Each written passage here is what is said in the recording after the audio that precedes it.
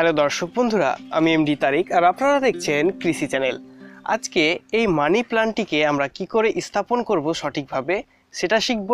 এর ব্যাপারে অনেক কিছু কথা প্রচলিত রয়েছে এবং এই গাছটি কি করে আবার তৈরি করতে পারবেন কাটিং থেকে, সমস্ত বিষয় আপনাদের সাথে আজকে আলোচনা করব। তাই ভিডিওটি অবশ্যই প্রথম থেকে শেষ অবধি দেখবেন।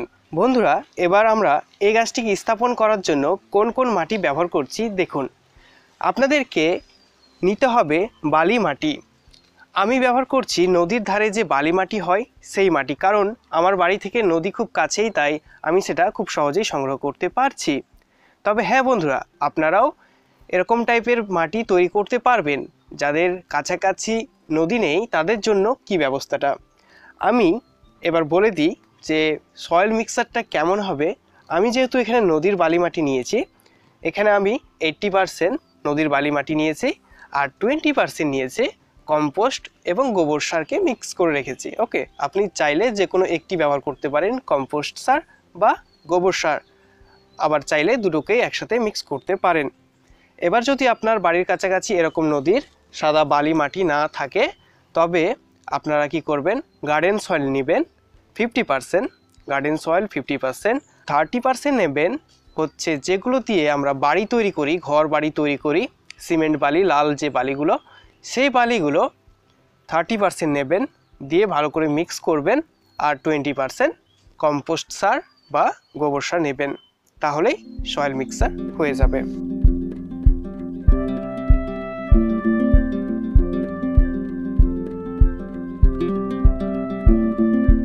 বন্ধুরা দেখুন, আমি মাটি এবং কম্পোস্ট সারকে মিক্স করে নিয়েছি। এরপর আমাদেরকে কি করতে হবে, আমরা যেহেতু সরাসরি গাছের গোড়ায় জল ঢালতে পারবো না, তার জন্য আগে থেকেই সয়েলটাকে একটু ময়েশ্চার করে নেব। ওকে, তার জন্য আমরা ইউজ করছি হ্যান্ডেল স্প্রেগুলো। এভাবে হালকা করে জল মাটিতে স্প্রে করবেন এবং নাড়াচাড়া করবেন, তাহলে বালি মাটি আপনারা জানেন এমনিতেই খুব তাড়াতাড়ি জল শোষণ করে নেয়। আমরা কখনোই মানি প্ল্যান্টে অতিরিক্ত মাত্রায় জল দেব না। বন্ধুরা, আপনারা গার্ডেন সয়েল বা বালি মাটি যেটা ইউজ করুন না কেন, যদি আপনার মাটি হালকা ভেজা ভেজা থাকে তবে এক্সট্রা করে জল দেওয়ার কোনো প্রয়োজন নেই।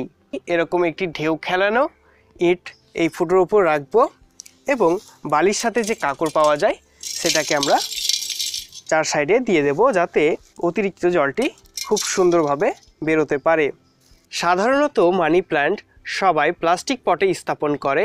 তার মেন কারণ হচ্ছে এই গাছটির কাজ হচ্ছে আপনার ঘরের মধ্যে যে দূষিত বায়ু রয়েছে সেটাকে শোষণ করা এবং আপনার ঘরের মধ্যে যে বায়ুটা সেটাকে দূষণমুক্ত রাখতে এই গাছ সাহায্য করে।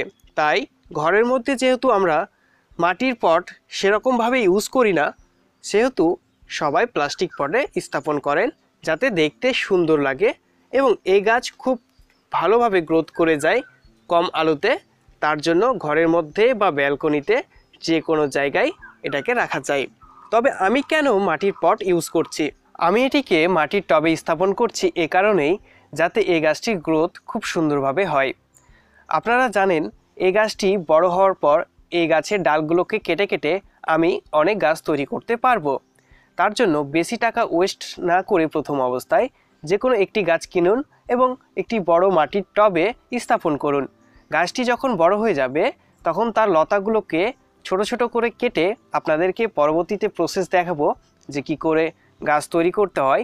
খুব সহজেই জলের মধ্যেও গ্রোথ হয়ে যায় এই গাছগুলো। জলের মধ্যেও আপনি যদি কাটিংকে ডুবিয়ে রাখেন তবু শিকড় বেরিয়ে চলে আসে, আবার আপনি মাটির মধ্যেও এটার কাটিং লাগাতে পারেন।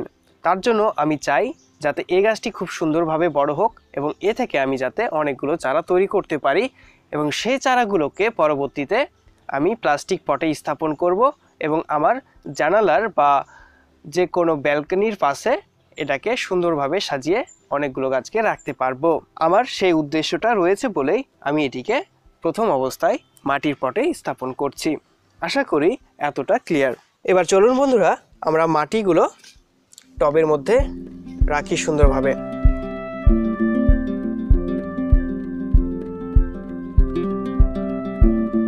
আমরা টবে পরিমাণ মতো মাটি ভরাট করে নিয়েছি। এবার এই ছোট্ট সোনা গাছটিকে টবে স্থাপন করার পালা।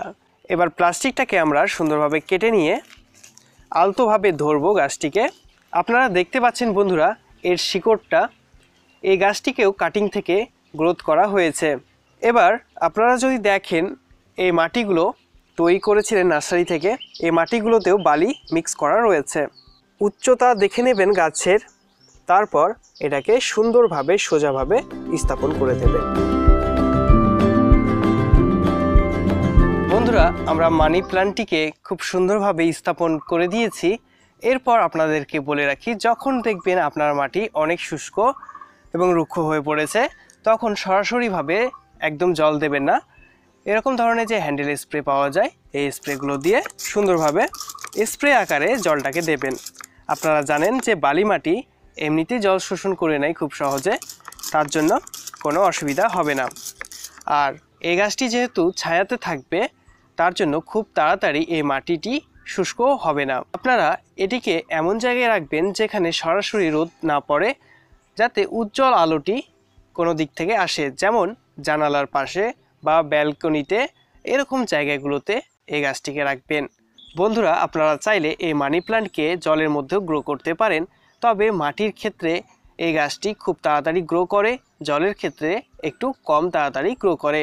আর জলের ক্ষেত্রে আপনাকে জলটাকে চেঞ্জ করতে থাকতেই হয় কিছুদিন অন্তর অন্তর। তার জন্য আমি বলবো মাটিতে লাগানো বেস্ট।